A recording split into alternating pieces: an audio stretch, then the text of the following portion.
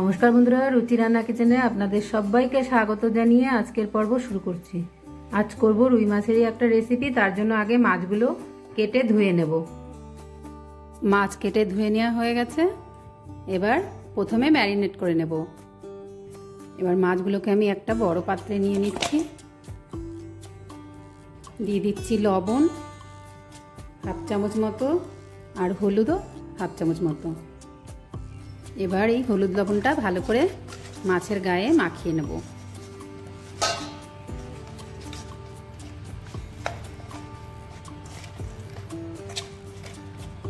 মাছগুলো ম্যারিনেট করা হয়ে গেছে, এটা রেখে দেবো সরিয়ে। আর আমি আর একটা পাত্র নিয়ে নিচ্ছি। এই পাত্রটায় আমি প্রথমে দিয়ে দেব পেঁয়াজ কুচি। এখানে 4টে পেঁয়াজ আছে, এটা আমি কুচি করে নিয়েছি। এটাকে একটু আমি মাখিয়ে নিচ্ছি যাতে পেঁয়াজের পাটগুলো আলাদা হয়ে আসে। এবার এই পেঁয়াজ কুচিটার মধ্যে আমি দিয়ে দেব আদা জিরে বাটা। এখানে 3 চামচ মতো আছে। এখানে আছে কাশ্মীরি লাল লঙ্কার গুঁড়ো হাফ চামচ। আর এখানে আছে একটা বড় সাইজের টমেটো কুচি। এখানেও আমি হাফ চামচ লবণ দিচ্ছি। হাফ চামচের কম একটু হলুদ গুঁড়ো, কারণ মাছেও হলুদ লবণ দেওয়া হয়েছে, তো এখানেও দেখে বুঝে দিতে হবে। আর দিচ্ছি একটু সর্ষের তেল।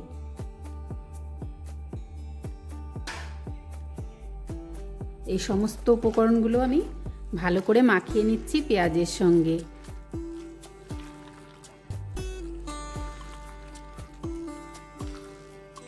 এটা আমার মাখানো হয়ে গেছে। এবার নিয়ে নিচ্ছি হাঁড়ি। আমি এখানে একটা মাটির হাঁড়ি নিয়েছি। আর এই হাঁড়িতে প্রথমে আমি দিয়ে দেব সর্ষের তেল। এখানে অল্প করে একটু সর্ষের তেল দিয়ে হাঁড়ির গায়ে আমি একটু ভালো করে মাখিয়ে নিচ্ছি। যেহেতু আমি হান্ডি ফিশ কারি করব, সেই কারণে আমি হাঁড়িটা নিয়েছি। আর এখানে আমি ফোড়নের জন্য দিচ্ছি, যেটা আমার পরে আর দেওয়া হবে না। এখানে আছে দারচিনি, এলাচ, লবঙ্গ আর গোলমরিচ। এগুলো প্রথমে আমি দিয়ে দেব। এবার মাছগুলোকে আমি এই মশলার সঙ্গে ভালো করে মাখিয়ে নেব।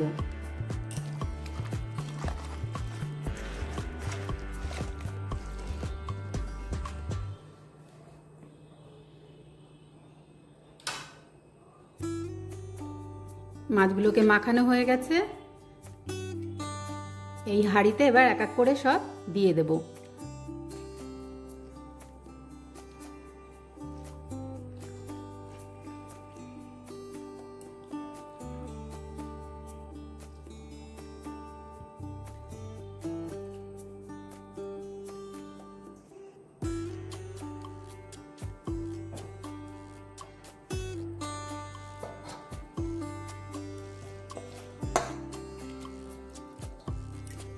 এবার এর উপরে আমি কয়েকটা আলু কেটে রেখেছিলাম। দুটো আলুকে আমি মাঝখানে দুটো আলু আমি 4 টুকরো করে 8 টুকরো করে নিয়েছি। সেটা আমি দিয়ে দিচ্ছি।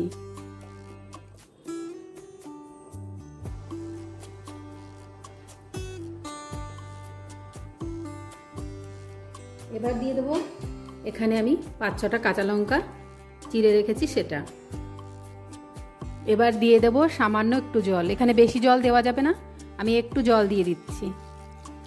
আমি 1 গ্লাস জল নিয়েছিলাম, সেখান থেকে হাফেরও কম দিয়েছি। এবার সবশেষে আমি দিয়ে দিচ্ছি একটু গরম মশলার গুঁড়ো। এখানে আমি গমের আটা মেখে নিয়েছি। এবার এই হাঁড়ির উপরে লাগিয়ে দেব। এইভাবে আমি গমের আটাটা মাখিয়ে নিয়েছি, সেটা আমি হাঁড়ির উপরে লাগিয়ে দিচ্ছি। সবশেষে আমি দিয়ে দিচ্ছি আরও কিছুটা সর্ষের তেল। এবার একটা ঢাকনা দিয়ে আমি ঢেকে দেব। এইভাবে আটা দিয়ে চারি সাইডটাকে সিল করে দিতে হবে। চলে এলাম গ্যাসের কাছে, গ্যাসটা ধরিয়ে নিচ্ছি। এবার হাঁড়িটা বসিয়ে দেব।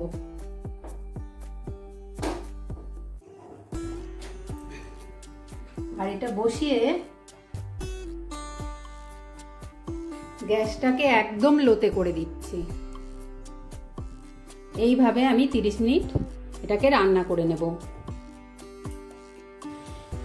20 মিনিট মতো পরে আর একবার একটু হাঁড়িটাকে নাড়িয়ে এইভাবে রেখে দিচ্ছি। হয়ে গেছে বন্ধুরা, গ্যাসটা বন্ধ করে দিয়েছি। এবার নামিয়ে নেব।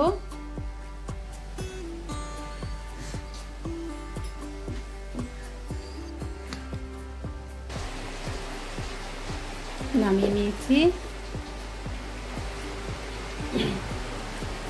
দেখুন বন্ধুরা কত সুন্দর হয়েছে। আর আটাটা আমি এইভাবে তুলে নিচ্ছি। খুব সুন্দর গন্ধ বেরোচ্ছে। আর আমি এখান থেকে তুলে আপনাদের দেখিয়ে দিচ্ছি।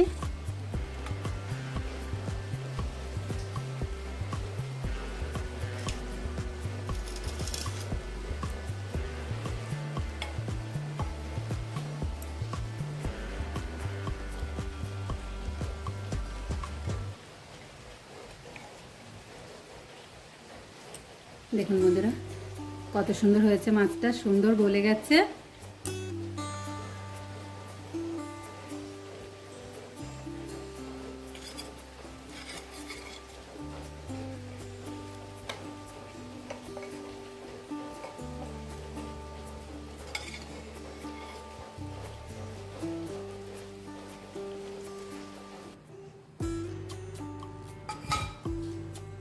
আপনারাও একবার এইভাবে বানিয়ে খেতে পারেন, খুবই টেস্টি এটা খেতে।